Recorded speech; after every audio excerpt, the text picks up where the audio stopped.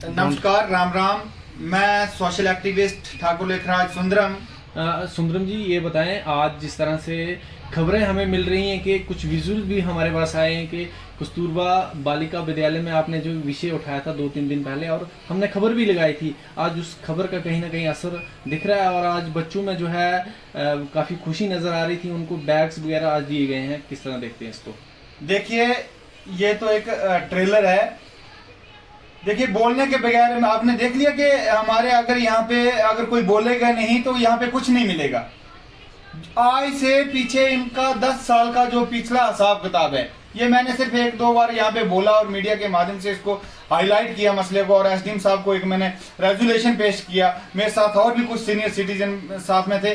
तो आज इन्होंने क्या किया, उसको अपने डिफेंस के लिए, अपने बचने के लिए उन्होंने क्या किया कि बच्चों को कुछ स्टडीज का मटेरियल और बैग, पेंसिल्स और टॉवल, छतरियां वगैरह और शूज वगैरह, सॉक्स वगैरह बांटी गई। लेकिन ये उनको आपके मीडिया के माध्यम से मैं बता देना चाहता हूं कि उनको बचने का ये कोई अभी तक एक जरिया नहीं बना है।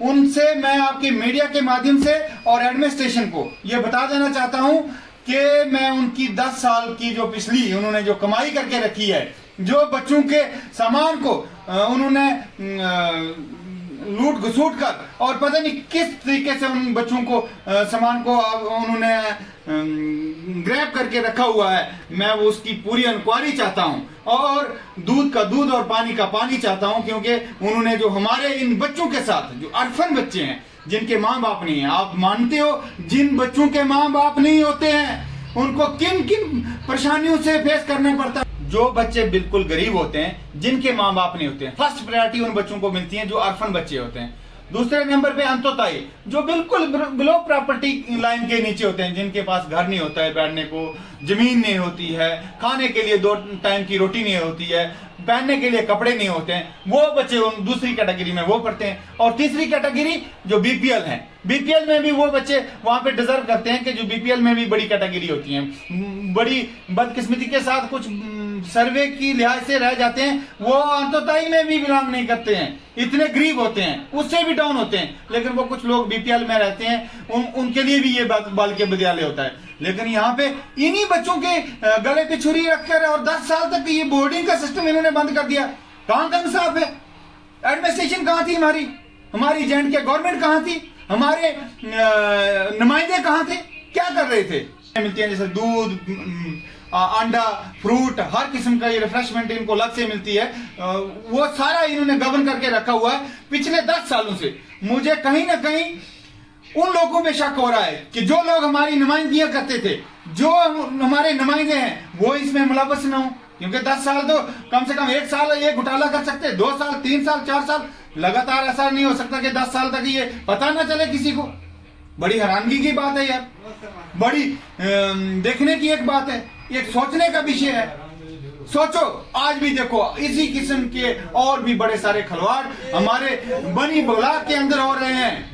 बड़े सारे लोग ऐसे हैं, कोई ऑफिसर ऐसे हैं जिन्होंने 30-30 साल तक कुर्सियों को पकड़ के रखा हुआ है और वहां से हिल नहीं रहे हैं। क्या प्रॉब्लम है उनको? क्यों नहीं उनकी ट्रांसफर होती है? क्या वजह है? वो उनका कौन सा ऑर्डर हुआ है, किस उस पे एसआरओ पे उनका ऑर्डर हुआ है, कैसे ऑर्डर हुआ है, क्या ऑर्डर है कि उनकी ट्रांसफर ही नहीं होती है?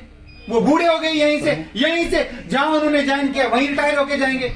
बड़ी हैरानगी की बात है। और ऊपर से वो लोगों को हरास कर रहे हैं, कहते हैं कि हमारे कौन नहीं, हमारा बिगाड़ने वाला कोई नहीं है। हमने 35-35 साल एक चेयर पे कर दिए हैं, 40-40 साल हमने एक चेयर पे बैठ के गुजार दिए हैं, हमें कोई भी पूछने वाला नहीं है। मैं जनता से अपील चाहता हूं कि अगर मेरा साथ आप दोगे तो मैं इनको पूछूंगा कि नौकरी कैसे की जाती है। अगर अटैचमेंट का ऑर्डर कैंसिल होने का आम लोगों पे लागू हो रहा है, गरीबों पे लागू हो रहा है, शरीफ लोगों पे लागू हो रहा है, तो उन चोरों पे भी ये लागू होना चाहिए। वो जो बड़े बड़े मगरमच्छ जो बैठे हैं, जिन्होंने हरासमेंट कर रहे हैं जो लोगों को, उन पे भी ये लागू होगा। लेकिन लागू तब होगा जो मेरी तरह, जैसे मैं खुल के बोल रहा हूं वैसे आप और लोग भी अगर फील्ड में आ जाएंगे कि बनी के लोगों को भी मैं अपने साथ लेकर चलूंगा और बनी के लोगों का साथ दूंगा। और अगर बनी के लोग मेरा साथ देंगे तो हम इस निजाम को सुधारेंगे। एक टीचर उसकी इंक्रीमेंट तब बढ़ती है कि वो अपना रिजल्ट दे। एक दूसरे इसी तरह दूसरे डिपार्टमेंट के जो लोग हैं वो उनकी भी इंक्रीमेंट तब बढ़ती है कि वो अपनी जॉब के अंदर जो जो उनको टारगेट दिए जाते हैं उन टारगेट को वो अचीव करें, तो तब उनको इंक्रीमेंट बढ़ती है, तब उनकी प्रमोशन होती है।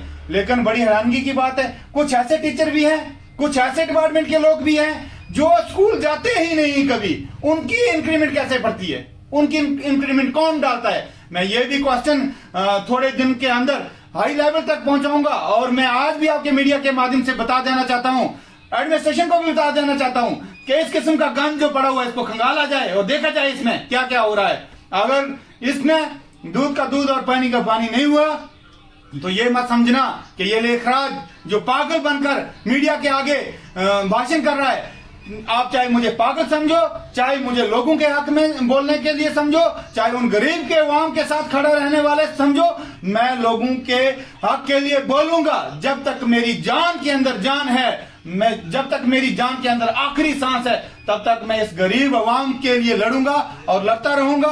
ये मेरा एक संकल्प है, मैंने संकल्प ले लिया है, मैं इसको बराबर निभाऊंगा। ये मेरा आप लोगों के साथ वादा रहा, लेकिन मैं आप लोगों से निवेदन करता हूं कि कुछ मेरा भी आप साथ दें, तभी ये हो पाएगा। रोटी दो हाथ से पकेगी, एक हाथ से नहीं पकेगी। लेकिन फिर भी अगर लोग नहीं चाहते हैं तो मैंने आपके मीडिया के माध्यम से बता दिया कि जब तक मेरी जान के अंदर जान है आखिरी सांस तक मैं इस बनी की धरती के लिए लड़ूंगा, बनी के अवाम के लिए लड़ूंगा, बनी की गरीब जनता के लिए लड़ूंगा, बनी के उन बच्चों के लिए लड़ूंगा जिन बच्चों के साथ खिलवाड़ हो रहा है। मैं आप मीडिया का भी धन्यवाद करता हूं कि जो मैंने कस्तूरबा गांधी बालिका विद्यालय पे एक स्टेटमेंट जारी किए थे आपकी मीडिया के माध्यम से, आपने इसको बड़ा बढ़ चढ़ कर जिस मीडिया ने भी लगाई थी, मैं उनको नमन करता हूं, हाथ जोड़कर सलाम करता हूं, नमस्कार करता हूं कि उन लोगों ने कड़ी मेहनत की। आज उसका थोड़ा सा ऐसे ट्रेलर जैसा एक रिजल्ट मिला कि उन बेचारे आर्फन बच्चों को,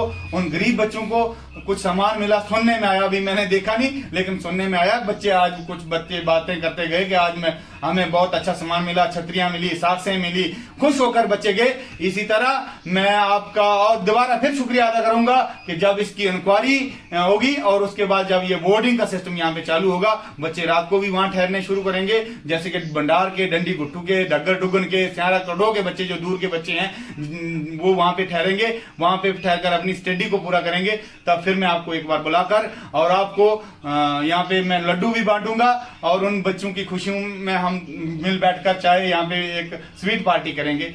जय हिंद, जय भारत, जय धन्यवाद।